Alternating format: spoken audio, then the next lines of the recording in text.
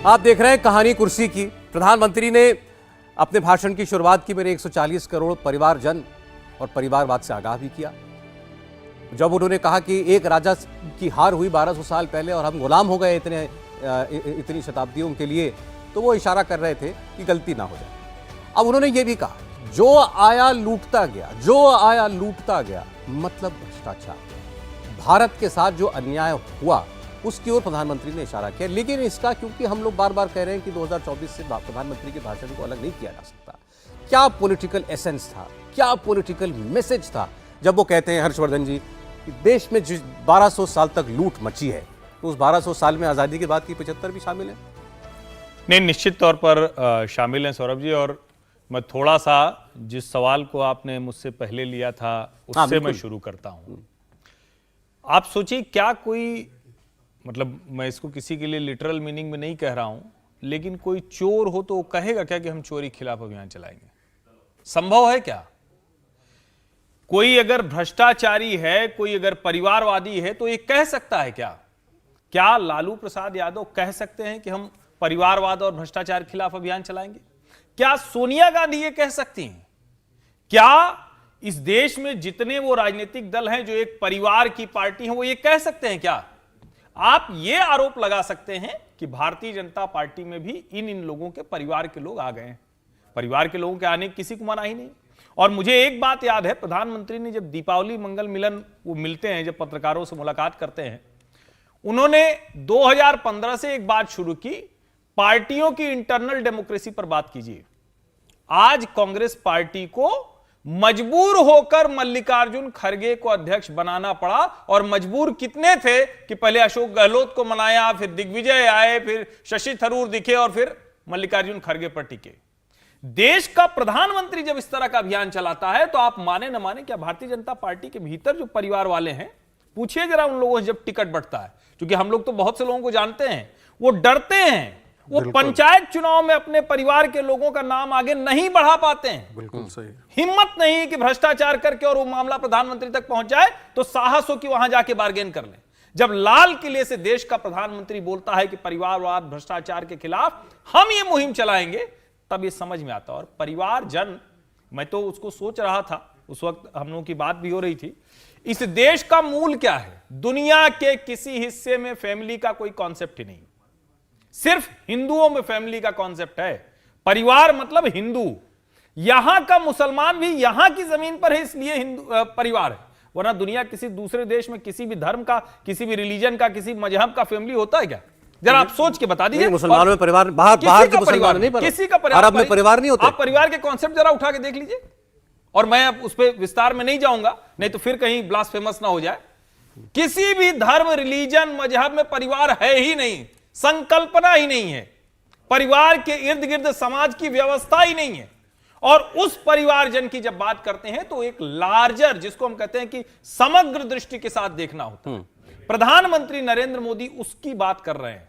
लेकिन जब वो परिवार होता है तो वो फिर ये नहीं करता कि मेरा वाला ये भाई सगा वाला है, ये चचेरा वाला है, ये कोई और है, ये डिस्टेंट रिलेटिव है। चलिए, प्रधानमंत्री बहुत बड़ी बात कर रहे हैं। और मैं, मतलब मेरे ध्यान में नहीं है, अगर ध्यान में होगा तो प्रदीप जी और संगीत रागी जी बताएंगे। मुझे याद नहीं है कि इतने साहस के साथ किसी प्रधानमंत्री ने स्वतंत्र भारत में कहा हो तुष्टीकरण के विरुद्ध राजनीति की। लाल किले से मैंने नहीं सुना है। मैंने कहा लूट की बात हो जाए फिर हम तुष्टीकरण पर बात करते हैं। नहीं, मैं उसी पर आ रहा हूं। जब वो कहते हैं ये, तब वो ये कह पाते हैं कि लूट नहीं, क्योंकि उनके परिवार का आप दिखा दीजिए, उनके परिवार का कोई भ्रष्टाचार दिखा दीजिए, उनके भाई बहन दिखा दीजिए। जब वो ये सारी चीजें कहते हैं तो अपने उदाहरण से पेश करते हैं। और जब वो गिनाते हैं कि भैया इन सरकारों में इतने बड़े बड़े लूट हुई, उसका भ्रष्टाचार हुआ, तो क्या वो लोग ये कहते हैं कि हम भ्रष्टाचारी नहीं है? वो कहते हैं कि भाई हम लूटे थे, लेकिन देखो वो एक लूट के भाजपा में भी चला गया। इससे ज्यादा वो नहीं बता पाते हैं। और इसीलिए प्रधानमंत्री की ये मुहिम जो लूट की बात हो, और मैं आपको कहूं, जब वो कहते हैं राजा एक टूटा तो देश टूटा, तो ये तो सच है ना भाई। सीमावर्ती इलाकों में गड़बड़ होती थी, कश्मीर आज तक हमारे लिए नासूर बना था ना, एक ही राजा तो टूट गया था ना, एक ही अब्दुल्ला फैमिली, फिर महबूबा मुफ्ती परिवार या उनके पिताजी, वही तो टूटे थे ना। वरना अगर वो खड़े होते, कहते कि हम भारत के साथ हैं, तो इशारा नहीं होता। अब ये लूट का जो इशारा उन्होंने किया, ये लूट केवल अंग्रेजों के काल तक, मतलब जो आक्रमणकारी आए हमारे पश्चिम से और उसके बाद जब अंग्रेज आए वहीं तक सीमित था या उसके बाद की भी बात कर रहे थे? नहीं, आप देख लीजिए रहन सहन नेताओं का। कौन नेता है जिसका बिजनेस है, जिसने नौकरी की है, और उनका रहन सहन देख लीजिए। तो इसके लिए पैसा कहाँ से आता है? कहीं से तो आता है पैसा, तो कौन देता है? तो लूट की जब वो बात करते हैं तो आप देख लीजिए कि प्रधानमंत्री नरेंद्र मोदी का परिवार किन परिस्थितियों में रहता है और बाकी नेताओं के परिवार को देख लीजिए। ये जब वो तुष्टीकरण की बात करते हैं, उसके खिलाफ की बात करते हैं, तो उसके साथ उन्होंने एक बात और कही कि इससे ये जो सामाजिक न्याय का नारा देते हैं, हाँ। उस पर चोट थी कि सामाजिक न्याय कमजोर होता है जब आप किसी एक वर्ग के पक्ष में खड़े हो जाते हैं, उसके लिए कार्यक्रम, उसके लिए नीतियां, उसके लिए कानून, ये सब बनाना शुरू करते हैं, तो आप दूसरे वर्गों की जो है प्रदीप जी इसको क्लियर कर लें एक बार, क्योंकि फिर आगे आसानी रहेगी समझने में आपकी बात और आगे जी की बात को। जब उन्होंने कहा तुष्टीकरण, तो सीधे मुस्लिम तुष्टीकरण कहना चाह रहे हैं ना? वो तुष्टीकरण किसी भी समुदाय का हो सकता है, लेकिन जो जैसे हमारे यहाँ अल्पसंख्यक का मतलब सिर्फ मुसलमान होता है, तो इसलिए तुष्टीकरण की बात होती है, तो सबसे ज़्यादा तुष्टीकरण तो मुसलमानों का हुआ है। अब आप देखिए कि जब 1946 में वोट पड़ा बंटवारे के लिए, तो जितनी मुस्लिम कॉन्स्टिट्यूंसी थी 30 की 30 सब मुस्लिम लीग जीती, और मुस्लिम लीग को वोट दिया उन लोगों ने जिनको मालूम था कि हम नहीं जा रहे हैं पाकिस्तान, चाहे नॉर्थ के लोग हों चाहे साउथ के। आपने 75 साल में पाकिस्तान में एक भी ऐसा मुसलमान देखा जो तमिल बोलता हो, तेलुगु बोलता हो, कन्नड़ बोलता हो, मलयालम बोलता हो? 100% वोट मिला था। तो उनको मालूम था, क्यों किया कि हमारे भाइयों के लिए एक देश बन रहा है, वहां नहीं जाने देंगे। मेवाती मुसलमानों को यहां दिल्ली बसाना चाहते थे नेहरू जी, और जब पंजाबियों की बात आई तो उनसे कहा गया था कि 7 मील के दायरे में इनको बसा दिया जाए। उन्होंने कहा 700 मील तक भी नहीं देखना चाहते इनको। उनका मानना था कि दिल्ली में जो भी गड़बड़ हुई सब पंजाबियों ने की। तो ये सोच है, वो तुष्टीकरण की सोच वहां से चली है कि इनका तुष्टीकरण करना है, इनके लिए अलग कानून बनाना है। हिंदू कोड बिल बनेगा लेकिन यूनिफॉर्म सिविल कोड नहीं बनेगा। तो ये तुष्टीकरण नहीं है तो और क्या है? अच्छा ठीक है, देखिए अब रागी जी ने शुरुआत में कहा, परिवारवाद की बात जब चर्चा शुरू हुई, उन्होंने कहा कि इसको कोई पॉलिटिकल मुद्दा मत देखिए, देश की समस्या है जिसकी ओर प्रधानमंत्री ने इशारा किया। भ्रष्टाचार को मान लेते हैं, देश की समस्या है। तुष्टीकरण ये तो बीजेपी का कोर एजेंडा है ना, क्यों ना माने कि पॉलिटिकल बात है? देखिए, मुझे लगता है कि ये देश का एजेंडा है, लेकिन दुर्भाग्य से भारत में सिर्फ और सिर्फ एक भारतीय जनता पार्टी या जनसंघ या जो राइट विंग ऑर्गेनाइजेशन जिसे आप कहते हैं, दक्षिणपंथी विचारधारा को मानने वाले ऑर्गेनाइजेशन हैं, वो इसे मुद्दा बनाए हैं। आप जरा ध्यान दीजिए कि आज़ादी के पहले भारत में क्या क्या विमर्श थे। मुसलमानों को अलग से रिप्रेजेंटेशन होना चाहिए, उर्दू लैंग्वेज का सवाल था, वंदे मातरम का सवाल था, गाय की रक्षा और गाय का सवाल था, रिलीजियस कन्वर्जन का सवाल था। मैं कुछ दिनों पहले डॉक्यूमेंट हिस्ट्री का देख रहा था, तो उसमें बिपिन चंद्रा लिखते हैं कि भारत का विभाजन क्यों स्वीकार किया गया। तो उन्होंने कहा भारत का विभाजन इसलिए स्वीकार किया गया कि 70 साल और 70 साल के अंदर, पिछले 70 साल के अंदर कॉम्युनलिज्म इतने बड़ा स्तर पे चला गया कि यदि स्वीकार नहीं किया जाता तो फिर उससे ज़्यादा विभीषिका हो सकती थी। ये बात उन्होंने लिखा है अपने हिस्ट्री में, 329 पेज नंबर है, आप मॉडर्न इंडियन हिस्ट्री पढ़िएगा।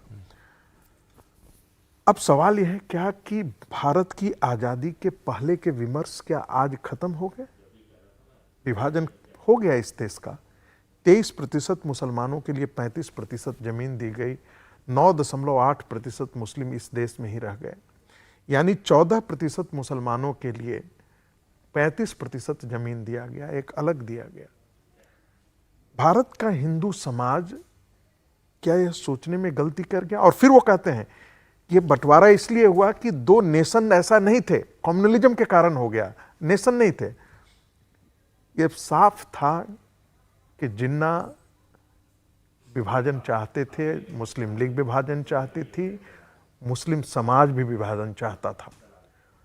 यदि ऐसा नहीं होता तो सरदार पटेल को गांधी जी से ये नहीं कहना पड़ता कि ये vast multitude of the Muslims are disloyal to India, ये भी बिपिन चंद्रा ने कोट किया, हमने नहीं कोट किया है। समझ रहे हैं कि नहीं? वो लेकिन उस दृष्टि में विभाजन चाहते तो बताया था, सावरकर भी चाहते थे विभाजन, हिंदू नहीं, बिल्कुल नहीं। मैं फिर यही गलती होती है। सावरकर के बारे में जो कहा जाता था, सावरकर को उस समय भी आरोप लगा था, उन्होंने दूसरे दिन ही एक अखबार को इंटरव्यू देकर के इसको ये मना किया था कि मैंने ऐसा कुछ नहीं कहा है। समझ रहे हैं कि नहीं? और सावरकर हमेशा अखंड भारत की बात करते हैं, भारत विभाजन की बात उन्होंने कभी नहीं की है। उनके कोट है, मैं जो आपके दर्शकों के लिए कहता हूं, with you, without you and in spite of you, if the Hindus are consolidated, हम ताकतवर। एक वैसा ही है कि हम स्वतंत्रता जीत लेंगे, ऐसा ही होता है। जब कमजोर बाप बनता है ना, कोई बेटा पीट करके आता है तो बाप कहता है क्यों लड़ाई करके आए? कहता है अरे वो तो गाली दे रहा था। तो कहता है चांद पर थूकने से क्या चांद गंदा हो जाता है? तुम चुपचाप रह करके आ जाते। और जब मजबूत बाप होता है तो कहता है चलो, अपने पूरे और पुरखों को उठाता है, कहता है जरा पीट करके आते हैं।